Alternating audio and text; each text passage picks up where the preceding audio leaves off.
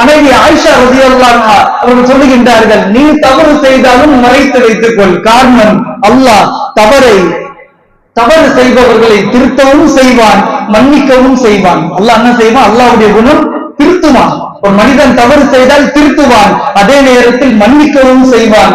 ஆனால் மனிதர்கள் கேவலப்படுத்துவார்கள், மன்னிக்க மாட்டார்கள், நம்மை கேவலப்படுத்துவார்கள். ஒரு தவறை நான் செய்து விட்டால் என்னுடைய தவறு ஊரெல்லாம் சொல்லுவான், என்னை கேவலப்படுத்துவான்.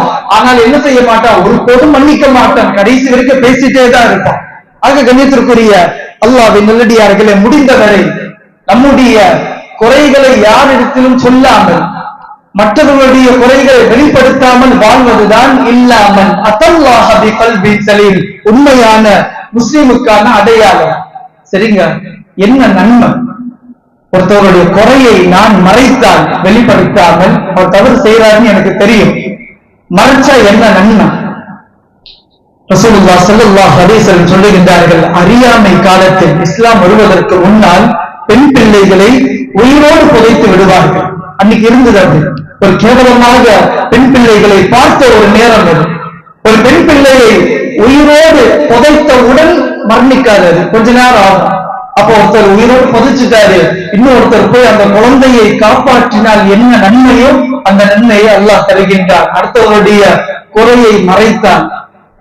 இன்னும் குறிப்பாக சொல்ல போனால், சமுதாயத்தில் உள்ளவர்கள் இன்னைக்கு இமாம்களுடைய குறைகளை பேசுறது ரொம்ப சாதாரணமா ஆயிடுச்சு. ரொம்ப சாதாரணமா, ரொம்ப ஈஸியா இமாம்களை குறித்த பள்ளிவா அவர் பின்னாடிதான் தொழுவார், அவருடைய பயான் தான் கேட்பார், அவருடைய வீட்டுல துவாவத அவர் தான் வருவார், அவருடைய தந்தைக்கு இவர் தான் ஜனாதா தொழுகை நடத்தியிருப்பார், தாய்க்கு ஜனாதா தொழுகை நடத்தியிருப்பார், அவருடைய மகனுக்கு அவர் தான் பேர் வைத்து இருப்பார். இருந்தாலும் வெளியில போனோம்னா அவரை பத்தியே பேசுவோம். சோழர்களே, மிகப்பெரிய தவறு. அதாவது எதுக்கு சமம் அப்படின்னா, நாம சாப்பிட்ட பிளேட்ல ஓட்ட போட்டா எப்படி இருக்கும்? எந்த தட்டுல நாம சாப்பிடுறோமோ அதே தட்டுல ஒருத்தர் ஓட்ட போடுறாரு, அதற்கு சமம் இதுவெல்லாம். யாருக்கு பின்னால சரி, அதே நேரத்துல ஒரு இமாம் ஒரு ஹாஜியை குறித்து அவருடைய குறையை சொல்லலாமா? நிச்சயமாக கிடையாது. இவங்களுக்கு என்ன சட்டமோ அதுதான் அவருக்கும். ஒரு பொது மேடையில் ஒரு இமாம் யாரையும் பேசக்கூடாது, யாரையும் தவறாக பேச, அவர் எந்த கொள்கையை சார்ந்தவராக இருந்தாலும் சரி, யாரை பற்றியும் பேசக்கூடாது.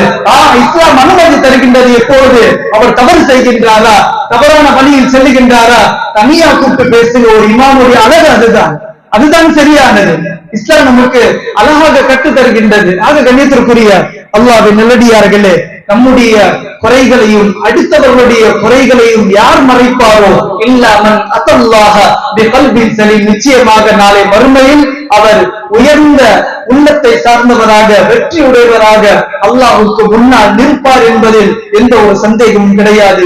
அல்லாஹ் சுப்ஹானஹு வ தஆலா நம் அனைவரையும் பொருந்திக் கொள்வானாக. எதை கேட்டோமோ அதன்படி அமல் செய்வதற்கு அல்லாஹ் உங்களையும் என்னையும் ஏற்றுக்கொள்வானாக. ஆமீன். وآخر دعوانا أن الحمد لله رب العالمين. السلام عليكم ورحمة الله وبركاته.